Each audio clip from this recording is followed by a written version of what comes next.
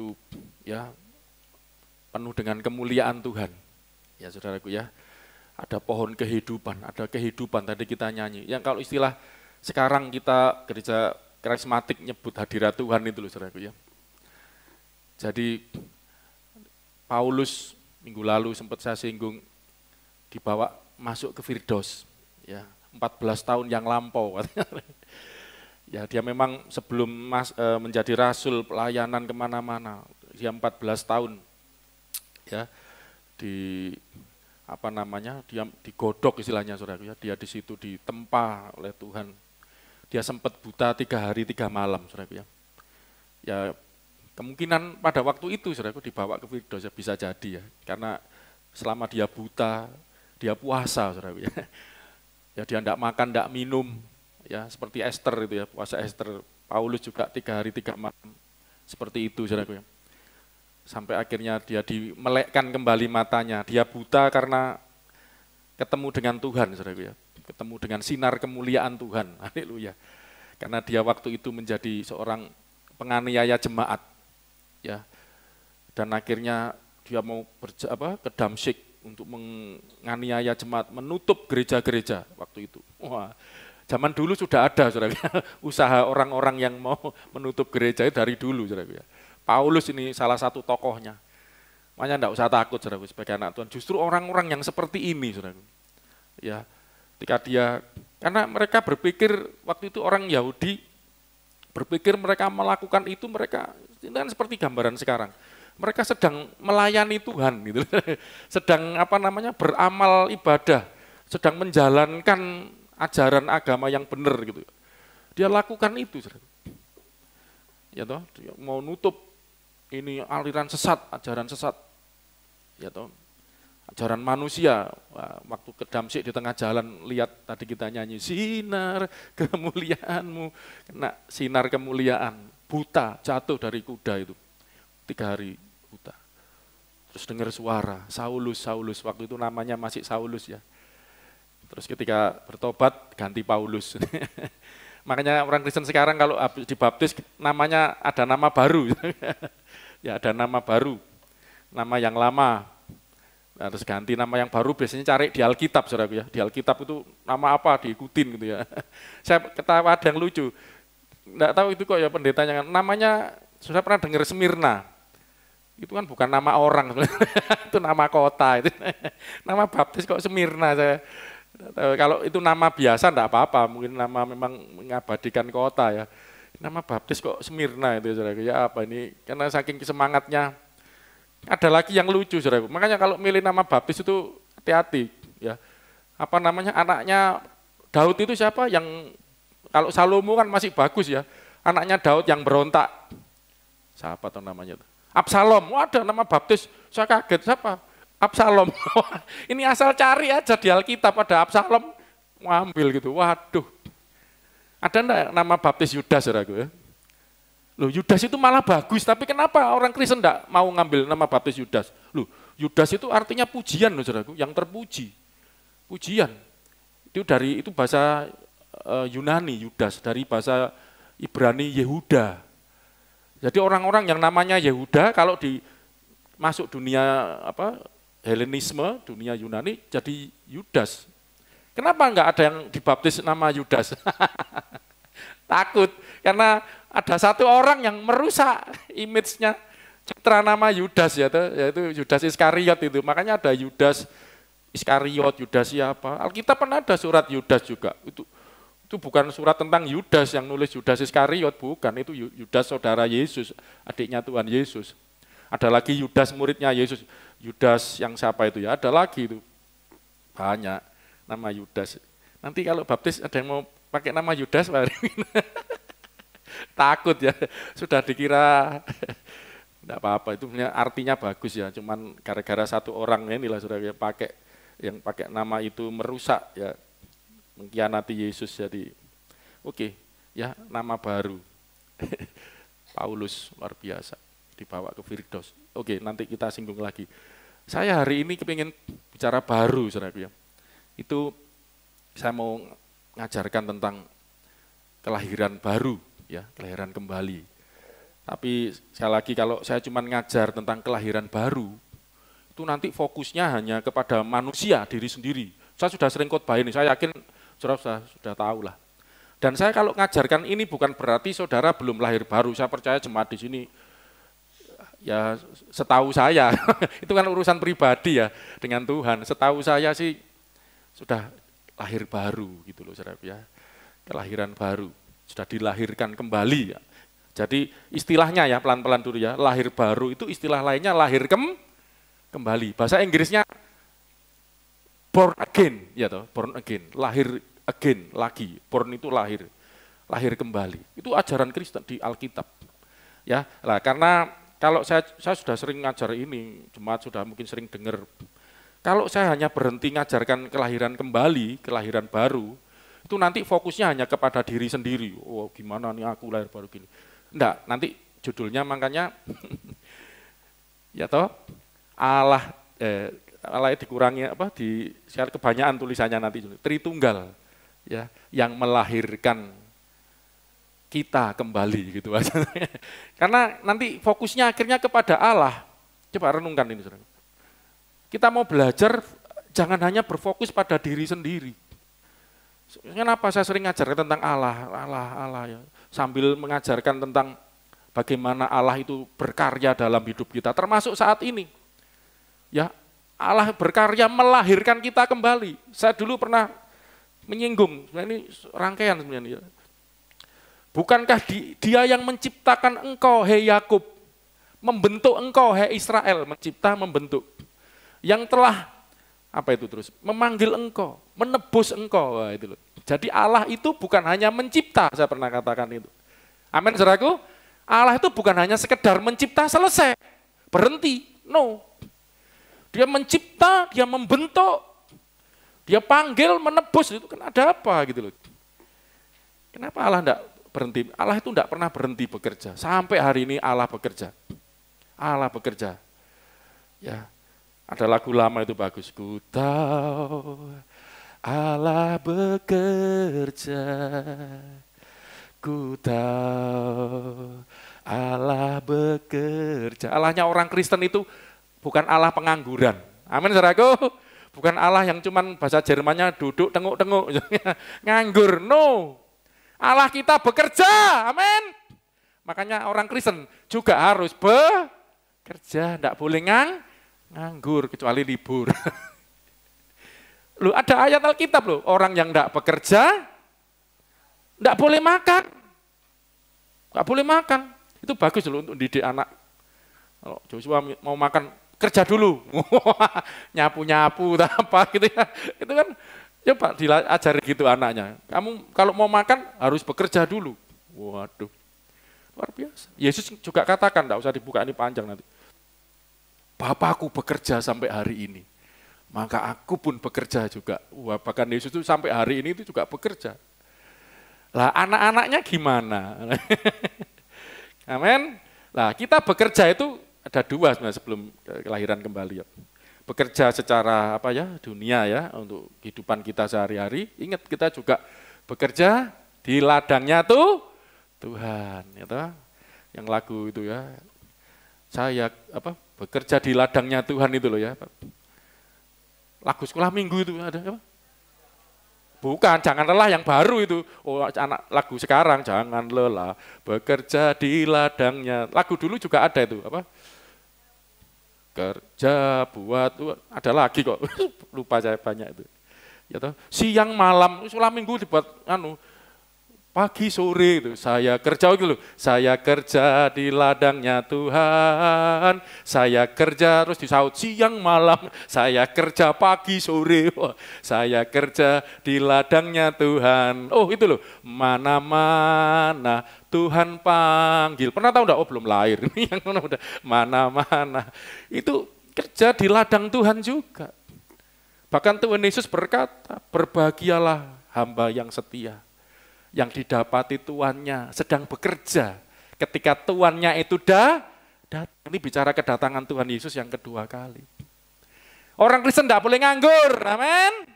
Apalagi yang sudah lahir baru, harus kerja. Sedikit ya kesaksian. Saya lama kapan itu ini lewat langganan soto kecilnya nanti Joshua mungkin ingat itu. Dia kecilnya suka makan situ, sekarang udah enggak suka soto. Dia juga beda kecil sama gede. Itu langganan soto, saudaraku. Enggak tahu sama nyonya loh, itu dulu pernah ke situ nyoba ya. Main di situ, ngobrol, dia cerita 2 tahun gara-gara Covid itu enggak kerja, enggak buka. Gitu loh. Dia buka lagi ya lumayan rame selalu. Saya heran sempat tanya namanya pengen tahu loh. 2 tahun enggak buka, enggak jualan soto ini anu apa? Gimana hidupnya gitu loh. Ya Pak Saudaraku, 2 tahun enggak jualan, enggak bisa jualan.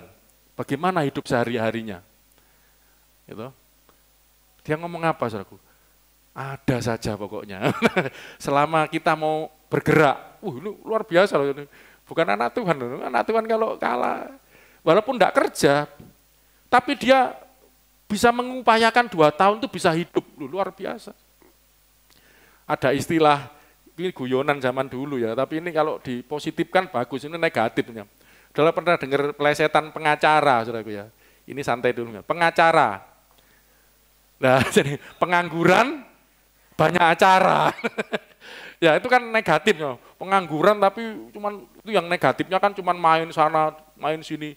Enggak masalah, pengangguran enggak punya kerjaan misalnya, tapi banyak acara yang menghasilkan enggak apa-apa. Haleluya ya, anak Tuhan harus bekerja. Baik, upayakan. Wah, Tuhan itu enggak mungkin enggak buka jalan. Dia buka jalan saat tiada jalan, itu ya. Dengan cara yang ajaib. Terus juga ya banyak acara tadi. Kalau saudara mungkin enggak ada acara yang kerjaan yang sekuler mungkin coba cara yang rohani lah apa. Buat sesuatu ya. Buat sesuatu ya. Make ada orang apa bahasa Inggris itu bagus. Make yourself make useful apa itu. Buat dirimu berguna gitu loh.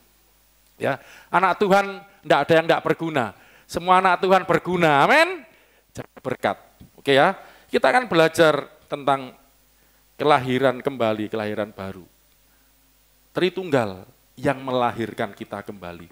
Allah bukan hanya mencipta, Tritunggal kita udah belajar ya, mencipta.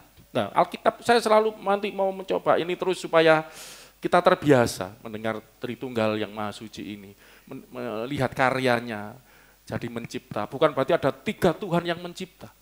Tetapi ini sebenarnya kalau bahasa sederhananya, ini memiliki fungsi masing-masing gitu saudara.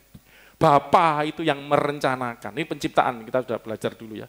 Anak itu yang melaksanakan, keluar dari Bapa sebagai logos, keluar makanya disebut anak karena keluar dari Bapa, sang Bapa untuk mengerjakan yang direncanakan, yang dipikirkan Bapa, yang dikehendaki Bapa.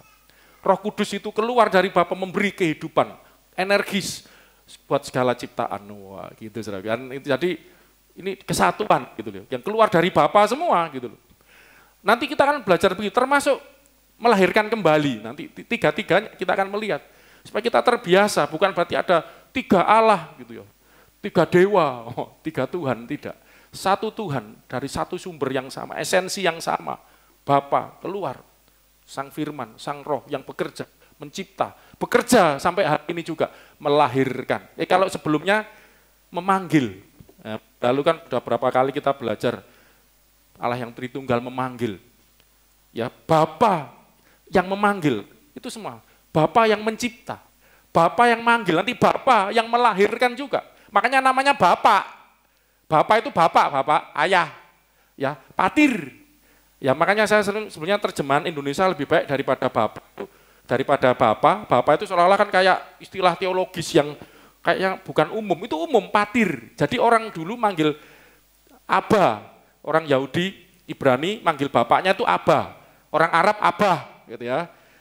Orang Yunani patir, ya, father. Jadi bahasa Inggris father itu loh. Father itu bapak, Indonesia ayah sama. Wong Jawa apa wong Jawa? Pak E, Romo.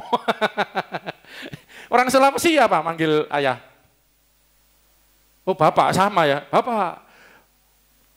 Bapak Joni, sama. Ya itulah, makanya Tuhan itu ayah. Kenapa disebut ayah? Karena punya anak.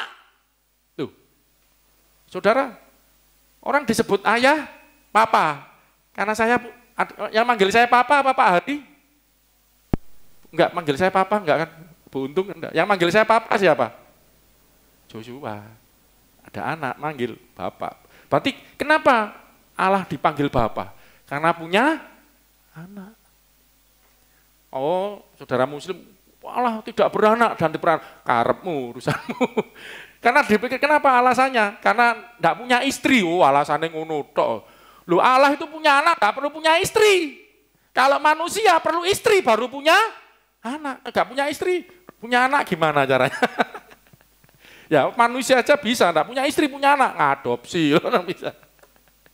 Anak saya ini sudah punya, nanti aku selain punya anak sendiri mau ngadopsi anak lu, ngapain? Dia punya misi, anak-anak yang terlantar juga mau supaya mereka punya hak, luar biasa. Anakku ini sudah pikirannya luar biasa. Anakku 2, ngadopsi 2. Nggak tahu Mas juga punya pikiran sampai situ enggak? Kapan Mas juga? Ya, ini langsung gini. Ini yang berdoa ya apa nih? Nanti Tuhan jawab, ini yang berdoa, ini yang berdoa nih. Wes gak kabeh kok. Tuhan itu sediakan masing-masing ya toh. Enggak usah rebutan lah ya Saudaraku ya. Tuhan itu sudah siapkan ya Pak Hari. Tuhan sudah kasih sendirilah, enggak usah khawatir. Saya ini ya berapa kali gagal bercinta Saudara. Gagal, akhirnya ya dapat juga. Ada yang sini enggak pernah gagal bercinta, maksudnya sama orang? Buntung pernah gagal? Buntung ini loh, pernah gagal Buntung. Maksudnya sama, berhasil terus ya? Diterima tuh, hebat ya Buntung ya. Saya aja pernah ditolak, Pak Hari pernah ditolak? Sering. Buntung loh enggak pernah ditolak, hebat ya. Mbak Ani pernah ditolak? Enggak pernah, berarti ada yang pernah, ada yang enggak ya? Yang pernah aja, sharing-sharing sama Pak Hari sama saya, yang enggak pernah kayak Bu Untung.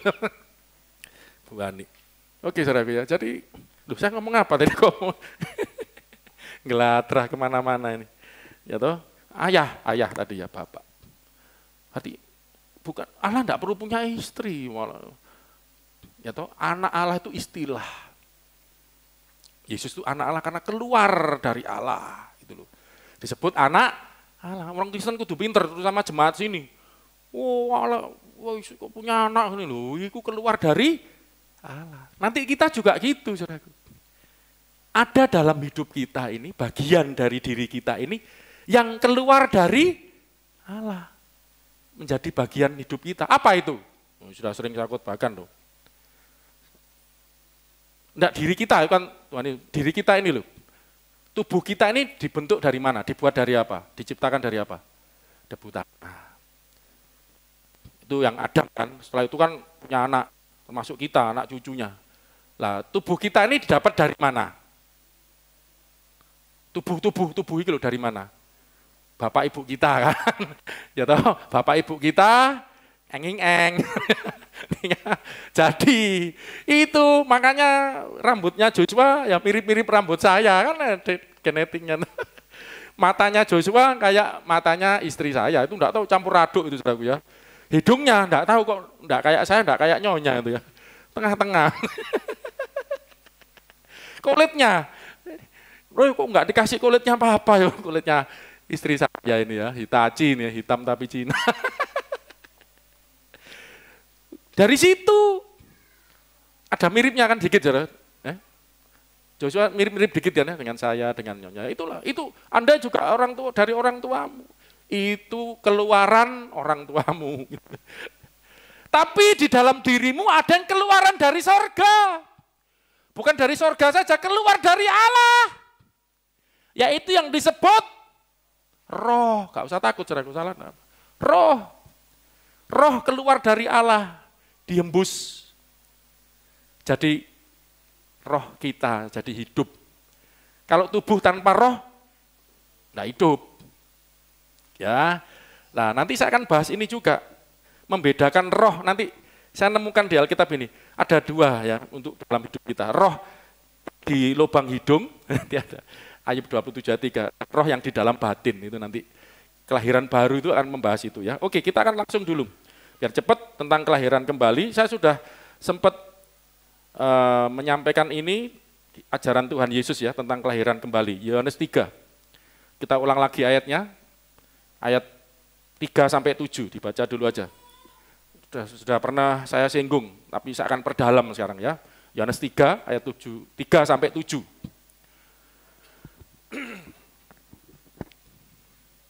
Ayo, loh enggak bunyi, maju ke tolong mic-nya. Kurang naik sampai atas. Ya. Ya. Yesus menjawab katanya, "Aku berkata kepadamu, sesungguhnya jika seorang tidak dilahirkan kembali, Ya, ini dilahirkan kembali ya. ia tidak dapat melihat kerajaan Allah." Terus sampai 7. Kata Nikodemus kepadanya, "Bagaimanakah mungkin seorang dilahirkan kalau ia sudah tua? Dapatkah ia masuk kembali ke dalam rahim ibunya dan dilahirkan lagi?" Nikodemus sedang ngomong kelahiran jasmania, itu loh saudaraku ya. Kelahiran jasmania. Padahal Yesus ngomong kelahiran kembali itu rohani. Coba ayat selanjutnya, ayat 5 ini berarti. Jawab Yesus, "Aku berkata kepadamu, sesungguhnya jika seorang tidak dilahirkan dari air dan roh, ia tidak dapat masuk ke dalam kerajaan Allah." Ya, dilahirkan dari air dan roh. Karena Nikodemus otaknya berpikir kelahiran masuk rahim ibu keluar lagi, itu lahiran jasmani, tidak mungkin gitu. Memang bukan itu yang dimaksud kelahiran. Makanya kita jadi anak-anak Allah pun nanti ngalami dilahirkan. Itu yang dilahirkan bukan tubuh kita lagi. Tubuh ini sudah lahir dari orang tua kita. Keluar. Lahir itu kan keluar dari orang tua kita. Tapi nanti ada dari bagian hidup kita yang keluar dari Allah. Ya, tapi nanti beda dengan Tuhan Yesus ya. Nanti Yesus nanti jadi Allah gitu, seperti anak Allah, seperti Yesus. Tapi makanya kita disebut anak-anak Allah. Ya, kalau Yesus sepenuhnya keluar dari Allah, kalau kita tubuh dari orang tua, tapi nanti ada roh. Nanti kita akan lihat ya, ayat 6. Apa yang dilahirkan dari daging adalah daging. Apa yang dilahirkan dari daging adalah daging. Tetapi dan apa yang dilahirkan dari roh adalah roh. Yang dilahirkan dari roh adalah roh. Terus ini prinsipnya ya. Daging melahirkan daging, roh melahirkan roh. Kucing melahirkan kucing. Macan melahirkan macan. Ya toh enggak mungkin macan melahirkan tikus, ya, aneh ini. Daging melahirkan daging, roh melahirkan roh. Karena itu janganlah engkau heran. Janganlah engkau heran, karena aku berkata kepadamu, kamu harus dilahirkan kembali. Kamu harus dilahirkan kembali. Dari sini bisa disimpulkan apa yang harus dilahirkan kembali. Apa yang harus dilahirkan kembali? Rohnya. Makanya kenapa saya mundur ngajar tentang penciptaan, jatuhan manusia. Saya hubungkan Allah tidak cuma mencipta, tapi Allah juga memanggil. Bahkan sekarang kita belajar melahirkan kembali. Kenapa? Karena setelah manusia diciptakan, manusia ketika harus melakukan bagiannya, hidup sebagai ciptaan Tuhan, sebagai raja, pemimpin atas segala ciptaan, gagal melakukan itu, ditipu oleh ular yang harusnya di bawah kuasanya manusia. Lu kan manusia itu pemimpin segalanya, lu berkuasalah atas burung-burung di udara, ikan-ikan di laut, binatang-binatang di darat. Ini termasuk ular. Gitu loh saudaraku. Tapi ternyata sama ular dijegal. Singkat cerita itu jatuh dosa. Tapi setelah jatuh dosa Allah memanggil. Makanya ada panggilan Tuhan. Tuhan memanggil manusia yang jatuh dosa, ya, supaya kembali. Allah memanggil, minggu lalu saya diajarkan melalui Tuhan Yesus. Ya, melalui anaknya. Itu nanti pas Paskah aja diperdalam. Melalui Yesus Kristus datang ke dunia, memanggil manusia datang kepada Yesus. Minggu lalu Anda belajar.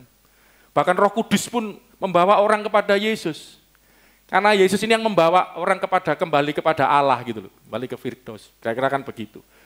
Jadi kita terbiasa mempelajari ada Bapa, ada Yesus, ada Roh Kudus yang satu kesatuan. Satunya Allah itu adalah kesatuan, katakan kesatuan, 1, 2, 3, kesatuan, satu kesatuan. Bapa dengan firman-Nya dan Roh-Nya yang mencipta, yang memanggil. Itu nanti bisa diperdalam tentang panggilan, saya butuh waktu untuk mendalami. Saya mau masuk kelahiran kembali dulu, ya. Termasuk melahirkan kembali. Nah, di sini nanti saya akan hubungkan. Kelahiran itu terjadi dari ayat 5, coba ayat 5. Jangan lupa, tadi prinsip daging melahirkan daging, roh melahirkan roh. Ayat 5, ada lagi prinsip ini. Ini dalam loh saudaraku, saya yakin tidak cukup nanti waktu. Coba. Jawab Yesus, aku berkata kepadamu, sesungguhnya jika seorang tidak dilahirkan dari air dan roh, ia tidak dapat masuk ke dalam kerajaan Allah. Jadi untuk melahirkan itu dilahirkan dari apa? Air dan roh. Apa ini? Lah, kita kan mau perdalam ya. Oke. Tritunggal yang melahirkan kita kembali. Pertama, Bapa. Kita lihat Bapa. Ini ayat yang terkenal. Yohanes 1 ayat 12 dan 13. Ayatnya banyak, saya pilih aja ya nanti ya. Yohanes 1 ayat 12 sampai 13. Tetapi semua orang yang menerimanya diberinya kuasa supaya menjadi anak-anak Allah, yaitu mereka yang percaya dalam namanya. Ini Tuhan Yesus ayat di atasnya ya, tentang firman yang jadi manusia itu. Mulai ayat 1 ya. Jadi barang siapa yang percaya menerima kepada Yesus diberi kuasa supaya jadi anak-anak Allah. Jadi ini bedanya kekristenan dengan agama yang lain. Di dalam kekristenan Allah itu punya anak. Yang pertama, yang sulung keluar dari Allah sebelum segala sesuatu diciptakan, Yesus, anak Allah. Anak tunggal Allah. Dan kita juga menjadi anaknya. Melalui, kalau dari sini melalui apa, saudaraku? Iman kepada siapa? Tuhan Yesus, yaitu mereka yang percaya kepada namanya Tuhan Yesus. Itu akan diberi kuasa menjadi anak-anak Allah. Ayat 13. Lanjutannya. Orang-orang yang diperanakan bukan dari darah atau dari daging. Lah, bukan dari darah atau dari daging. Ini bukan bicara jadi anak secara biologis. Secara biologis, Joshua ini hati-hati. Saya pernah ada, enggak tahu zaman dulu itu aliran yang jadi enggak hormat sama orang tua. Kamu itu sebetulnya bukan anaknya orang tuamu, itu cuma lewat saja gitu loh.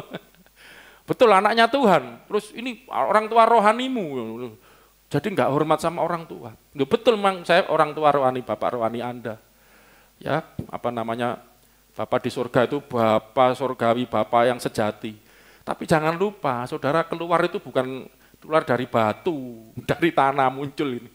Dari orang tuamu. Makanya ada firman Tuhan, hei anak-anak, hormatilah ayah dan ibumu. Supaya lanjut umurmu ada lanjutannya loh. Dan berbahagia. Sajane jadi anak itu gampang loh. Saudara kalau mau bahagia, panjang umur, loh itu firman Tuhan loh. Firman Tuhan itu kekal loh saudaraku. Ya dan amin. Hormati orang tuamu. Hormati, cukup itu. Mas juga sudah selesai tugasnya ya. Sampai akhir ini luar biasa itu ya. Sudah itu. Lanjut umur bahagia. Bukan saya yang jamin, firman Tuhan yang jamin. Jangan lupa dengan orang tuamu yang di dunia ini. Coba saudaraku ya, renungkan itu. Kita punya orang tua yang di surga, ayah surgawi kita. Yang diperanakkan bukan dari darah dan daging, karena darah daging kita dapat dari orang tua kita. Bukan pula secara jasmani oleh keinginan seorang laki-laki, ya, melainkan dari Allah. Nah, jadi kita jadi anak Allah itu karena dari, cuman gitu aja, dari Allah. Dari Allah.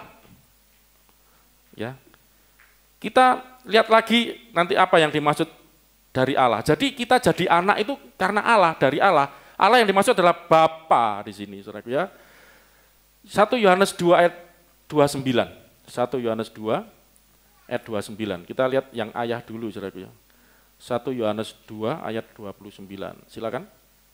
Jikalau kamu tahu bahwa ia adalah benar, kamu harus tahu juga bahwa setiap orang yang berbuat kebenaran lahir daripadanya. Setiap orang yang berbuat kebenaran lahir daripadanya. Ia adalah benar. Allah yang dimaksud itu adalah benar. Kalau dibaca panjang nanti. Setiap orang yang berbuat kebenaran lahir daripadanya karena bapaknya benar, anaknya juga benar. Tadi saya sambil ngecek, saudaraku, saya takut salah. Dari Allah itu adalah ekseu. Ekseu. Ek itu keluar. Ek itu keluar. Saya N itu di dalam. Ek keluar. Is itu menuju. Saya pernah yang ngomong gitu nanti. Jadi kita ini ada ekteu. Ada yang keluar dari Allah. Ya kita dari penciptaan itu kan tahu ya, yang keluar dari Allah mencipta kehidupan kita itu adalah roh. Enggak usah dibuka. Kejadian 2 ayat 7 dikatakan, lalu Allah membentuk manusia itu dari debu tanah. Lalu Allah mengembuskan nafasnya, ruahnya, rohnya kepada manusia itu, lalu manusia itu menjadi, terjemahan Indonesia, makhluk yang hidup. Sebetulnya psiki, jiwa yang hidup. Jadi jiwa kita tercipta. Dengar baik-baik. Tubuhmu tercipta dari debu tanah. Mata ini dari debu tanah. Yesus waktu ada orang buta sejak lahir. Ini ada banyak penafsiran. Berarti tidak punya mata sejak lahir. Terus Yesus meludah ke tanah. Terus mengoles-ngolesi, mengaduk-aduk tanah itu, dibentuk jadi kayak mata. Terus ditempelkan di matanya orang buta itu. Cucilah matamu basuhlah dirimu di kolam Siloam.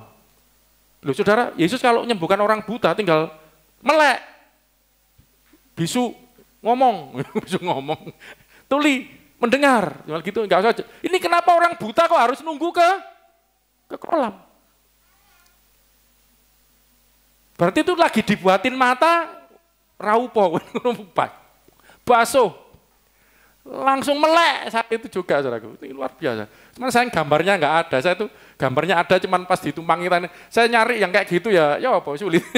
Kalau bisa ngelukis, itu Yesus meludah ke tanah loh, ini coba bentuk dari tanah itu masuk.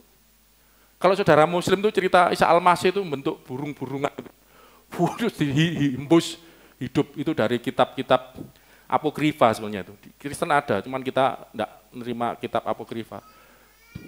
Burung-burungan.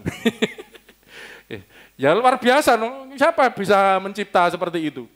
Ini mata, mata dicipta dari debu tanah. Ini ada maksud saya, bukan sekedar cipta, wow Yesus ajaib. Kita udah tahu Yesus kita ajaib, amin.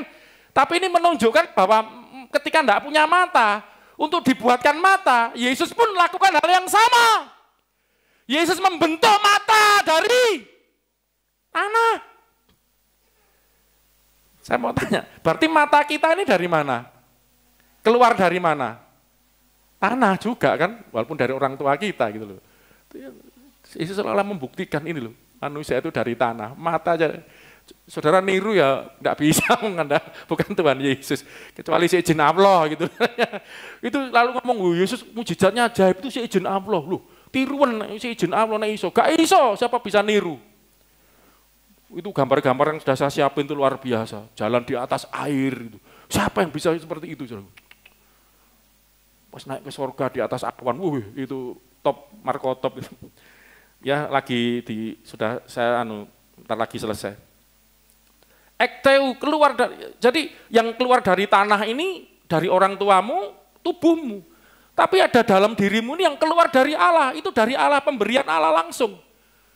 Allah mengembuskan nafasnya, jadilah jiwa yang hidup. Manusia yang di dalammu itu, saudaraku, itu tercipta dari hembusan nafasnya Allah, ruahnya Allah. Ini yang saya sebut nanti, jadi roh manusia. Dan itu tercipta dari roh Allah. Kita lihat ayatnya. Mazmur 104, ayat 29 dan 30, mulai 29 dulu. Mazmur 104, ini saya nyebutnya roh lubang hidung, nanti saya tunjukkan ayatnya. Roh yang di lubang hidung, nanti ada lagi roh yang di dalam batin, lain.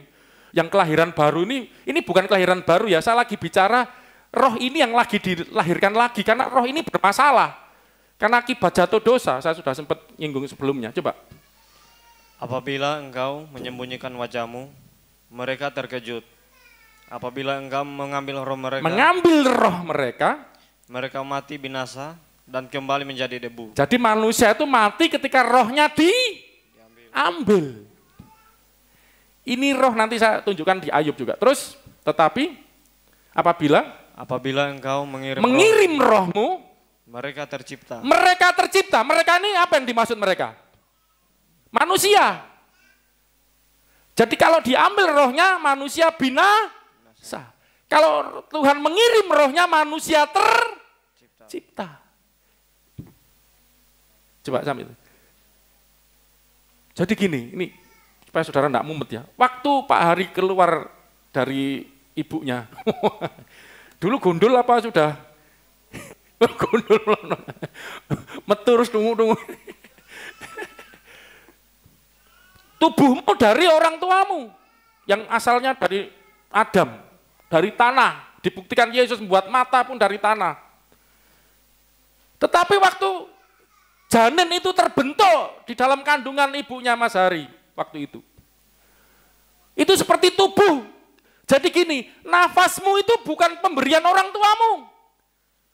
Bukan keluar dari orang tuamu, tubuhmu keluar dari orang tuamu, tapi nafasmu keluar dari Allah melalui rohnya, ya roh Allah. Makanya kita akan bingung jawab. Siapa yang menciptakan roh manusia? Allah, ya benar. Yang menciptakan roh Allah, ya benar juga gitu loh. Karena Allah menciptakan roh manusia melalui rohnya, Roh Kudus itu loh. Engkau mengirim rohmu, mereka tercipta. Jadi sederhananya waktu Mas Hari jadi, tadi contohnya kan Pak Hari ya, di dalam perut ibu, itu masih janin, belum hidup. Tapi ketika roh Allah dikirim ke perutnya, ibunya siapa namanya? Ibu Siti, Siti Mariam Pak. Ibu Siti, Pak Hari tercipta. Tapi Pak Hari yang mana? Rohnya Pak Hari.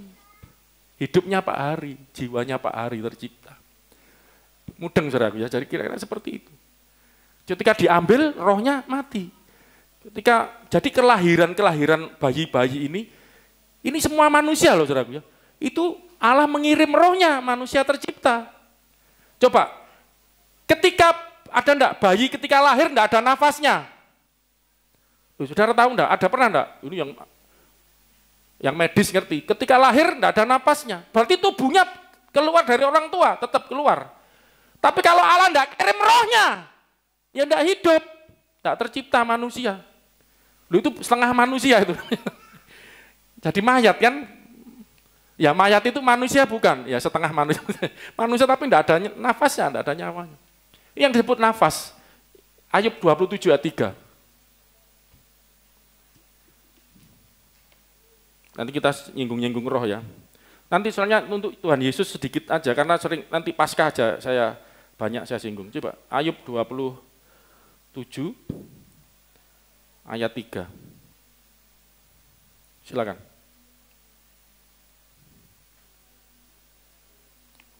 Loh, nganu lagi, rewel lagi.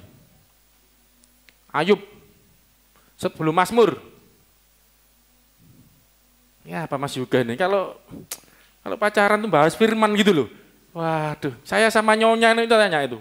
Bahas Abraham, bahas Tuhan Yesus, ya apa Mas Yuga ini. Joshua kalau sama temennya bahas apa? Campino. Oh Nabi Nuh, bahas Nabi Nuh. Sebelum Mazmur Mbak Esther. Ngelek. Ayub 27 ayat 3.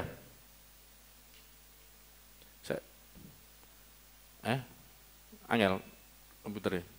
Ayub pasal 2, baca aja. Kamu cari itu. Ayo. Ayub 27 ayat 3. Itu loh bisa nemu siapa si Ricky. Tuh. Podo ya wong loro iki. Memalu-malukan ini. Direkam dilihat se Indonesia loh nih. Ya Tuhan ampuni mereka. Nah mereka tidak tahu yang mereka lakukan. Selama nafasku masih ada padaku.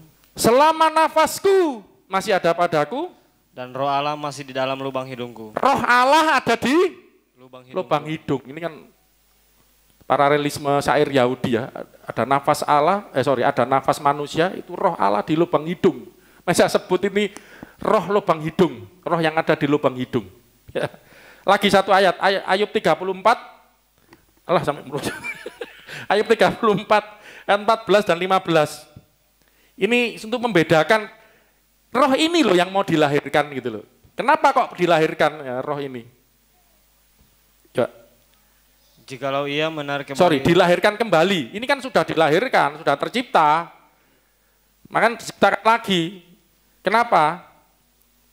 Jikalau ia menarik kembali rohnya dan mengembalikan nafasnya padanya. Menarik kembali rohnya kayak Mazmur 104 tadi, mengembalikan nafasnya. Jadi roh, ini roh nafas. Roh Allah yang adalah nafas hidup manusia. Atau saya nyebut roh lubang hidung dulu, yang nafas. Nanti yang nanti ini ada lagi roh. Yang bukan jadi nafas. Tapi roh yang menjadi kekuatan, kuasa Allah dalam hidup kita. Itu dengan melahirkan roh yang nafas ini tadi. Coba. Maka binasalah bersama-sama segala yang hidup. Dan kembalilah manusia kepada debu. Kalau ini ditarik rohnya ini, roh yang menjadi nafas. Ini nafasnya Allah menjadi nafas. Ini nyanya itu kan Allah. Ya, jika ia menarik kembali rohnya, mengembalikan nafasnya, ini huruf besar kepadanya. Jadi nafas Anda itu sebenarnya nafasnya Allah, nafasnya Allah. Dihembuskan pada Anda, tercipta nafasmu. Itu nek diminta sama Allah, wis balik nafasku. Game. Maka binasalah. Loh, ini belum tadi. Maka binasalah segala yang hidup, kembali manusia kepada debu. Ya, Saudara ya. Ini nafas ini loh. Roh yang menjadi kehidupanmu ini yang dilahirkan kembali. Kenapa? Ingat di WA Group itu lebih jelas ya, sesudah karena waktu khotbah kan tidak cukup waktunya. Tuhan berkata, saat kamu makan buah ini, kamu akan mati. Tapi waktu manusia, Adam dan Hawa itu makan buah kuldi tadi itu, ternyata kan tidak mati, masih hidup tubuhnya. Berarti ada yang mati. Kan tidak mungkin firman Tuhan gagal. Firman Tuhan pasti, ya bengok-bengok. Firman Tuhan pasti terjadi. Yang mati adalah rohnya. Tapi saya jelaskan, yang dimaksud mati rohnya ini bukan berarti rohnya keluar. Wah, ini bukan keluar, mati. Tubuhnya, kalau rohnya keluar, tubuhnya mati. Tubuhnya masih hidup, berarti rohnya tidak keluar. Rohnya masih ada di dalam, tapi mati. Tidak berfungsi. Selama ini manusia hidupnya dituntun, ada nih, Amsal. Wah ini aku lupa, ayo ingat enggak? Roh manusia adalah pelita. Harus searching ini. Wah, kalau ada Mbak Mimi bisa nih. Roh manusia adalah pelita. Roh pelita. Coba. Amsal 20 ayat 27.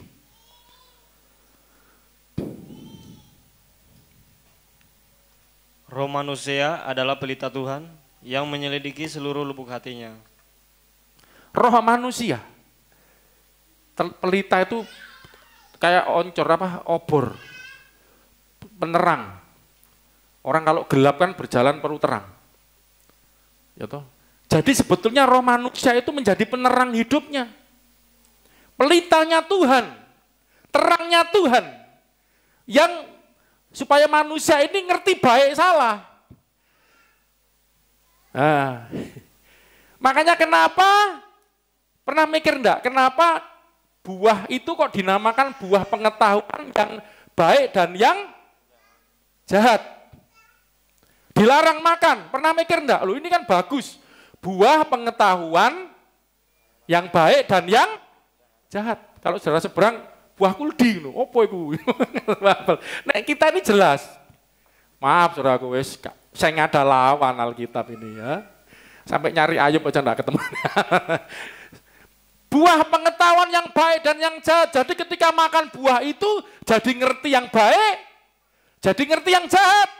Tapi kenapa Tuhan larang? Karena Tuhan sudah beri roh manusia tercipta dari nafasnya. Roh manusia ini adalah pelita Tuhan. Manusia sudah punya terang, sudah ngerti. Rohnya ini yang mimpin mana yang baik, mana yang jahat.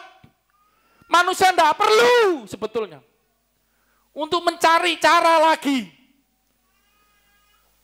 Saya tidak anti baca buku selain Alkitab ya. Tapi kalau Anda cari petunjuk selain dari Alkitab, itu yang saya nggak setuju. Alkitab sumber iman, sumber hidup orang Kristen. Alkitab, ini bahasa Arabnya. Al itu kumpulan, kitab-kitab. Kita sebut firman Tuhan. Ini sudah ada petunjuk. Kenapa Anda masih kadang manusia masih cari petunjuk-petunjuk? Primbon. Cari petunjuk-petunjuk buku-buku filsafat yang lain, maaf kalau saya. Ini loh buah pengetahuan yang baik dan yang jahat. Memang akhirnya ngerti. Baik jahat, loh aku udah. Aku telanjang, oh malu ini. Saya mau tanya, berarti sebelumnya telanjang enggak, saudaraku? Adam dan Hawa itu sebelumnya telanjang enggak? Tapi kenapa enggak salah? Karena selama ini mereka dipimpin oleh roh yang dari Tuhan, pelitanya Tuhan. Suci, kudus pikirannya. Tapi ketika masuk buat pengetahuan baik yang jahat, punya pola pikir sendiri. Yang bagi Tuhan baik, belum tentu mungkin bagi Anda baik. Loh, bagi Tuhan telanjang itu bagus diciptakan. Nah ini saya jadi ingat aliran sesat dulu ya, Children of God.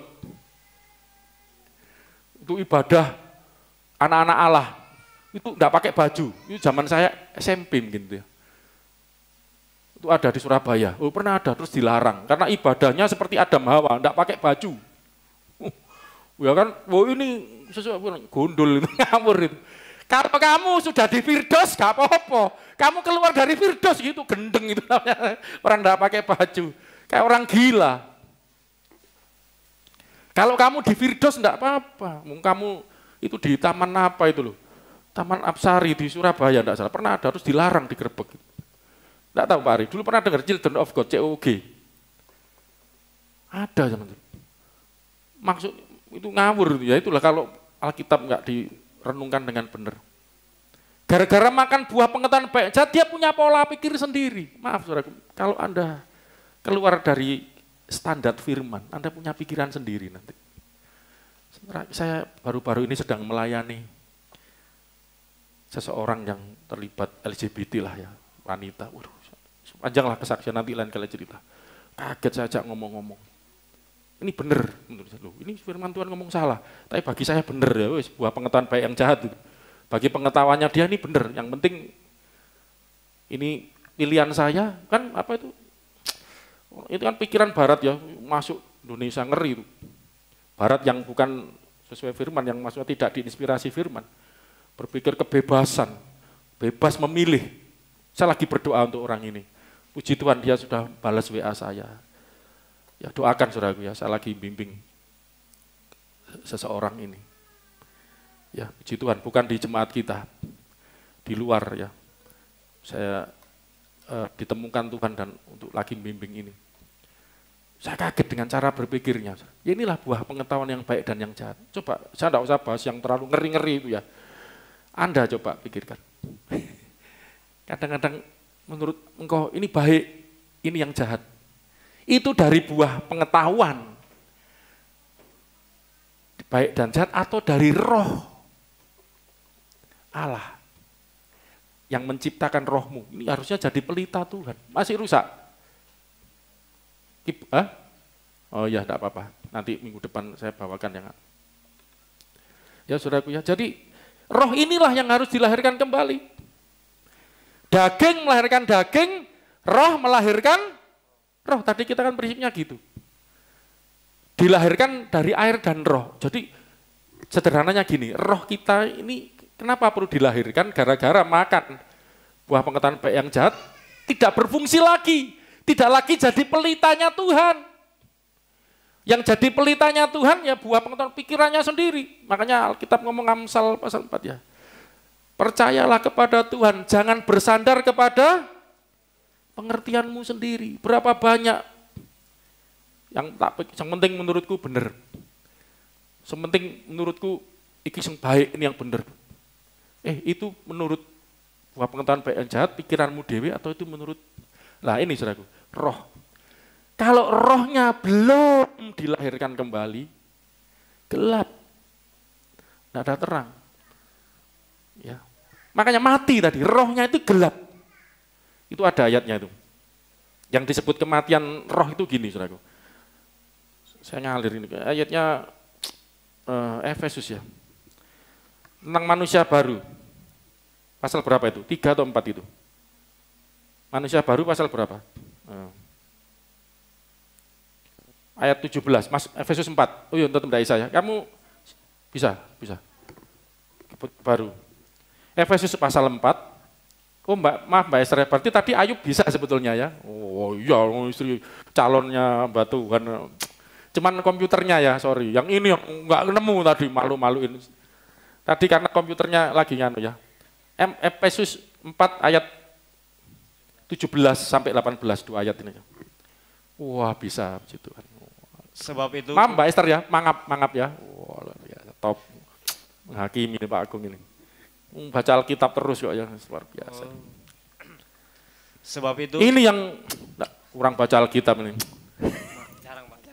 Nah, tapi salut mau melayani Tuhan ya. Sebab itu kukatakan dan kutegaskan ini kepadamu di dalam Tuhan. Jangan hidup lagi sama seperti orang-orang yang tidak mengenal Allah dengan pikirannya yang sia-sia. Terus 18. Dan pengertiannya yang gelap, jauh dari hidup persekutuan dengan Allah, Ya. karena kebodohan yang ada di dalam mereka dan karena kedegilan hati mereka. Bahwa pengetahuan yang baik dan yang jahat gelap.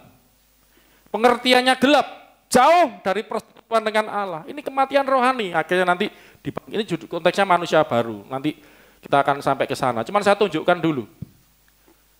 Ini yang disebut kematian roh. Rohnya gelap, jadi pengertiannya jadi gelap. Selama ini roh itu menjadi pelita, menjadi penuntun, penerang hidupnya. Ketika manusia berdosa, rohnya ini mati. Tidak lagi nuntun, makanya hiduplah oleh roh, bukan oleh daging, kan ayat itu. Itu setelah orang dilahirkan lagi, hidup oleh roh.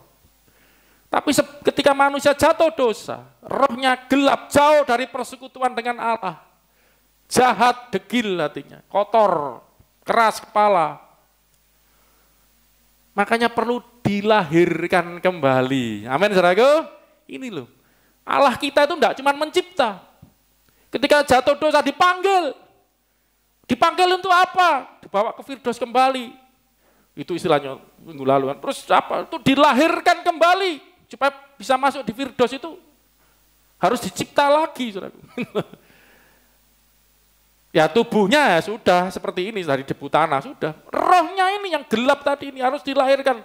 Daging melahirkan daging. Yesus ngomong, kamu nanti masuk kerajaan Allah kalau kamu lahir lagi. Yang lahir rohmu.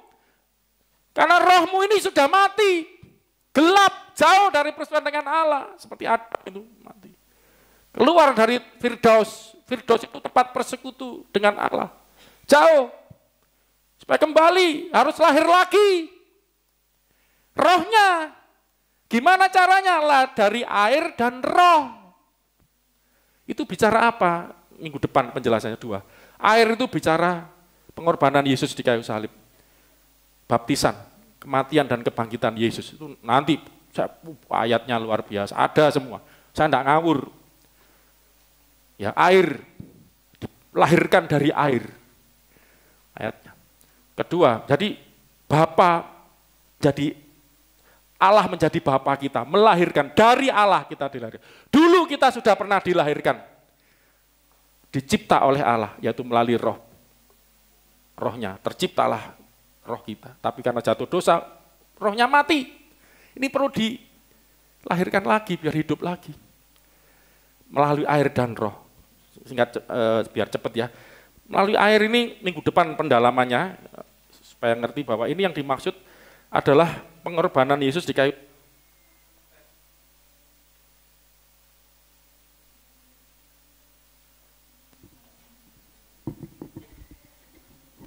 Habis baterainya. Oke. Kita lihat satu ayat untuk saya membuktikan, satu ayat sama roh, nanti kita tutup ya karena waktu. 1 Petrus 1 ayat 3.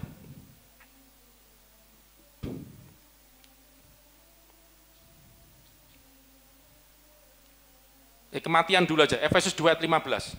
Efesus 2 ayat 15. Nanti siapkan 1 Petrus 3. 1 Petrus 1 ayat 3, tapi yang Efesus 2 ayat 15 dulu. Efesus 2 ayat 15. Sebab dengan matinya sebagai manusia, Tuhan Yesus kan bukan Bapa kan enggak jadi manusia. Ia telah membatalkan Firman jadi manusia, melalui kematiannya sebagai manusia, ia telah membatalkan hukum Taurat dengan segala perintah dan ketentuannya. Untuk menciptakan keduanya ini orang Yahudi dan orang-orang non-Yahudi ya di satu umat nanti. Untuk menciptakan keduanya menjadi satu manusia baru di dalam dirinya. Nah, sama itu. Jadi nanti namanya dilahirkan lagi atau istilah nanti diciptakan ulang. Diciptakan jadi ciptaan yang baru, makhluk yang baru, manusia yang baru. Melalui kematian Tuhan Yesus dilahirkan kembali menjadi manusia. Coba terus ada lagi ayatnya. 1 Petrus 1 ayat 3. Ini supaya cepat. Jadi Bapa ini yang melahirkan dari Allah melalui karyanya Tuhan Yesus. Ini sama prinsipnya dengan penciptaan. Allah yang mencipta melalui karya Sang Firman. Jadilah terang, jadilah apa itu? Jadilah penerang, itu kan firman. Oh, Allah mencipta melalui firman. Ini ya gitu. Allah melahirkan melalui karyanya Yesus sebagai manusia, mati kayu salib terus bangkit. 1 Petrus 1 ayat 3, baca cepet. Terpujilah Allah dan Bapa Tuhan kita Yesus Kristus, yang karena rahmat-Nya yang besar telah melahirkan kita kembali. Telah melahirkan kita kembali. Allah Bapa kita. Allah Bapa kita dan Bapa Tuhan kita Yesus Kristus yang rahmat yang besar melahirkan kita kembali. Telah melahirkan kita umat Tuhan ini. Kita tadi menjadi anak-anak Allah karena apa, saudaraku? Percaya barang siapa menerimanya, menerima kuasa menjadi anak-anak Allah karena percaya Yesus. Percaya Yesus, percaya apa? Ada kuasanya, kerja maaf saudara Muslim juga ada Yesus, Isa Al-Masih. Tapi mereka enggak ada kematian kebangkitan. Lah ini kuncinya kan di sini sebenarnya. Saya punya saudara Hindu, maaf ya. Itu ke Ambon, lagi tugas di Ambon, dia BPK. Tugas di Ambon, ada patung Yesus. Mutu, wah ini bagus ya, patung Yesus. Dia sembayang di situ, saudara. Loh, saudara Hindu tuh enggak masalah kayak gitu-gitu. Ya, maksudnya nambah dewa itu hormat. Enggak tahu itu wah. Ya sebatas itu mungkin, tapi kan apakah berarti dia sudah jadi anak Tuhan? Ya kan hanya karena menghormati, ini juga maha kuasa ini. Saudara Muslim juga menghormati, wah mujizatnya luar biasa, tapi masalahnya ngalami kelahiran kembali enggak? Melalui kematian, kan enggak percaya, Yesus enggak mati, moro-moro diangkat gitu. Apalagi bangkit, mati aja enggak, bangkit kan berarti mati dulu terus bangkit. Melalui kebangkitan, melahirkan kita kembali oleh apa? Oleh kebangkitan Yesus Kristus dari antara orang yang mati. Jadi melalui kematian Yesus kita dijadikan manusia baru, melalui kebangkitannya kita lahir kembali. Lah penjelasannya enggak cukup sekarang. Ini statement aja, nyataan Alkitab. Penjelasannya kalau enggak cukup nanti Paskah itu lebih detail. Saya minggu depan akan saya jelaskan. Ini karena harus, kalau detail ini butuh waktu. Tapi paling enggak saya kepingin Anda ngerti Tritunggal ini. Allah kita ini Tritunggal senantiasa. Sejak dulu, sekarang, selama-lamanya. Amin, saudaraku. Mencipta, Tritunggal yang mencipta. Tritunggal yang memanggil. Tritunggal yang melahirkan kembali. Allah melahirkan. Melalui apa? Karyanya Tuhan Yesus. Kematian kebangkitan. Dan melalui apa? Roh Kudus. Jadi, lah air itu bicara, dilahirkan dari air dan roh. Air itu bicara kematian kebangkitan Yesus, baptisan. Ya, singkat supaya nutup ini ya, tentang baptisan ini supaya enggak jadi pertanyaan nanti. Roma pasal Roma pasal 6 ayat 4 sampai 6, gampang. Roma 6. Roma 6, 3, 4, 5. Roma pasal 6 ayat 3 dan 4 dan 5. Cepat ya bacanya. Atau tidak tahukah kamu bahwa kita semua yang telah dibaptis dalam Kristus telah dibaptis dalam kematiannya? Dibaptis dalam kematiannya. Terus? Dengan demikian kita telah dikuburkan bersama-sama dengan Dia. Kuburkan bersama Dia. Oleh baptisan dalam kematian. Baptisan dalam kematian. Supaya sama seperti Kristus telah dibangkitkan dari antara orang mati. Bangkit dari orang mati. Oleh kemuliaan Bapa. Oleh kemuliaan Bapa. Demikian juga kita akan hidup. Kita akan hidup dalam hidup yang baru. Hidup yang baru. Lahir baru. Hidupnya baru. Melalui baptisan. Ya, oke. Ini berarti air itu kan bicara baptisan, hidup baru. Saya enggak, tapi penjelasan lebih detail supaya tak terbantahkan minggu depan. Jadi dilahirkan dari air itu melalui karya Tuhan Yesus mati dan bangkit. Terus dilahirkan oleh roh, air dan roh. Roh itu dua ayat ya biar karena waktu ya. Yang mana? Titus saja yang Titus 3:5. Titus 3:5. Terus nanti saya tutup Yeskiel, kita berdoa setelah ini. Titus 3:5. Pada waktu itu Dia telah menyelamatkan kita, bukan karena perbuatan baik. Enggak, masih nyala. Bukan karena perbuatan baik yang telah kita lakukan. Tetapi karena apa? Tetapi karena rahmat-Nya, oleh permandian kelahiran kembali. Oleh permandian. Saya lihat bahasa Yunaninya lutru. Itu juga mandi, lutron. Mandi, ya benar mandi. Washing. Jadi kita ini diselamatkan bukan karena perbuatan baik yang kita lakukan, tetapi karena anugerah. Rahmat-Nya melalui permandian, mandi. Makanya baptis itu selam. Permandian apa? Kelahiran kembali. Kelahiran kembali. Dari air kembali. Saudara, kalau muka saja dikasih air itu mandi bukan? Raup, bahasa Jerman. Maaf, di Alkitab bahasa Yunani aja baptizo, itu masuk air, basah, tenggelam seluruhnya, basah seluruhnya. Dan ini ada maknanya karena masuk ke dalam persekutuan mati dan bangkit bersama. Kalau dipercik itu maaf. Ya, kita harus kembali ke Alkitab. Maaf, terserah mau apapun. Tapi di sini kita enggak masalah, sudah ngerti semua. Mandi untuk lahir, permandian kelahiran kembali dan oleh pembaruan. Ini tadi bicara kelahiran kembali melalui Yesus tadi ya, air dan oleh pembaruan yang dikerjakan oleh Roh Kudus. Ada yang baru, pembaharuan yang dikerjakan oleh Roh Kudus. Apa yang dibarui? Ketika kita lahir baru, apakah hidung kita yang dulunya pesek jadi baru? Itu operasi plastik. Operasi pakai plastik jerigen. Yang dulunya putih jadi hitam kena matahari. Apakah jadi berubah hitam? Enggak. Yang baru bukan tubuhnya. Roh Kudus memperbarui, pembaruan dikerjakan Roh Kudus. Apa yang baru? Ruhnya.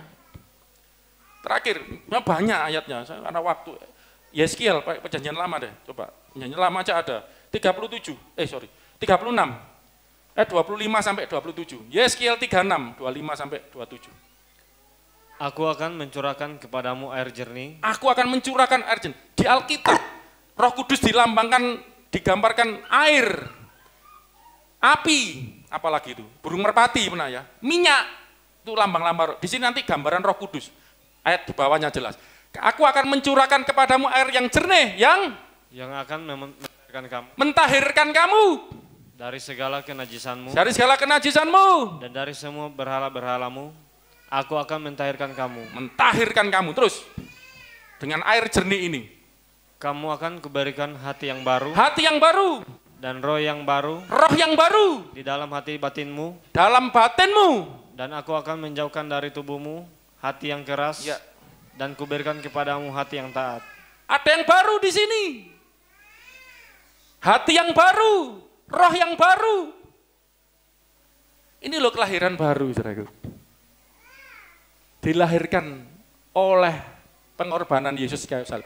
Maksudnya gini, ketika Anda menerima, nanti kan mau Paskah ini, Anda percaya melalui kematian Kristus, itu nanti minggu depan saya perdalam, kebangkitan Yesus, dilahirkan kembali, hidup baru, mati terhadap dosa, itu kan waktu bangkit bersama Yesus, hidup yang baru.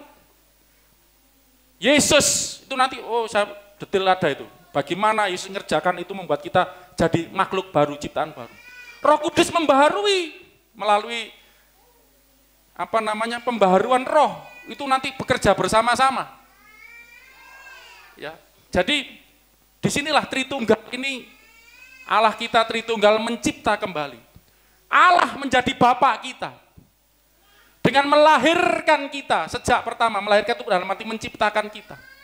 Bahkan kita jatuh dosa, tak lahirno meneh nak. Tak lahirno meneh. Yesus datang melalui kematian, jadi manusia, kematian bangkitannya. Mandikan kamu dengan kelahiran kembali. Rohmu aku barui melalui rohnya Allah. Diam di dalam, ini ada lagi ayat satu lah, enggak. Kalau ini kurang ya. Yeskiel 11, 19-20. Oh sorry, tetap tadi cuman ayat di bawahnya, makanya kok enggak ketemu saya. Tetap ya 27. Banyak ayatnya. Ayat 27, kita tutup ayat ini. Musik bisa maju.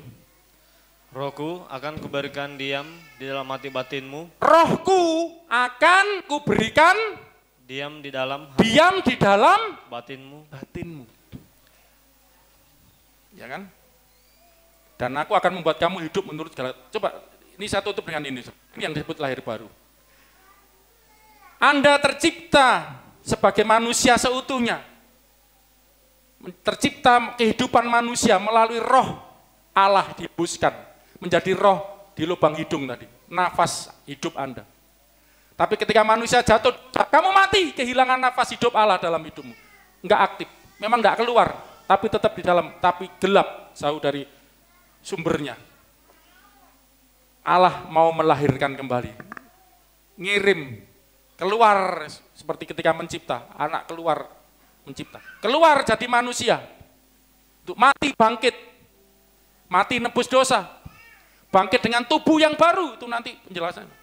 Tubuhnya Yesus yang bangkit ini nanti diberikan kepada kita. Kita memiliki tubuh bangkitan. Bukan hanya tubuhnya saja yang dibaharui. Nanti kalau tubuhmu belum dibaharui itu, jadi yang terakhir itu tubuh nanti dibaharui. Saudara tidak akan masuk ke surga, tidak bisa pakai tubuh ini. Hancur, kena debu. Tapi tubuh ini nanti bisa seperti Yesus naik ke surga. Tapi bukan hanya tubuh, roh kita pun dibaharui. Rohku akan kuberikan diam. Bukan lagi di lubang hidung. Tapi diam di dalam batin. Batin itu manusia dalam. Manusia dalam yang sudah dibaharui. Maaf saudara, jadi roh Allah datang. Selama rohmu belum baru, selama roh manusia belum dibaharui, roh Allah tidak akan diam di situ. Roh Allah hanya masih di lubang hidung saja, jadi nafas. Satu kali bisa diambil. Tapi roh Allah ketika manusia sudah lahir baru akan diam di batin. Ini loh bedanya, saudara. Dan setelah roh Allah diam di batinmu, baca. Dan aku Tuhan akan apa? Ya sorry tadi saya sebut. Dan ini penting. Ayo bangkit berdiri sambil bangkit berdiri sama-sama. Dan aku akan membuat kamu hidup. Aku Tuhan akan buat kamu hidup menurut segala ketetapanku. Hidup menurut segala ketetapanku. Dan tetap berpegang pada peraturan-peraturanku dan melakukannya. Dan kamu akan melakukan firmanku. Karena ada rohku. Tidak di lubang hidung lagi. Tidak hanya jadi nafas saja. Tapi akan jadi penggerak. Menjadi dinamis. Kamu dinamis, terjemahan kuasa itu dinamis. Kamu akan terima dinamis. Saat Roh Kudus turun atas kamu, Kisah Rasul 1 ayat 8. Oh haleluya. F ya. Oh Tritunggal, Maha Suci, Bapa melahirkan kami kembali. Melalui anaknya datang keluar dari Bapa, datang ke dunia jadi manusia.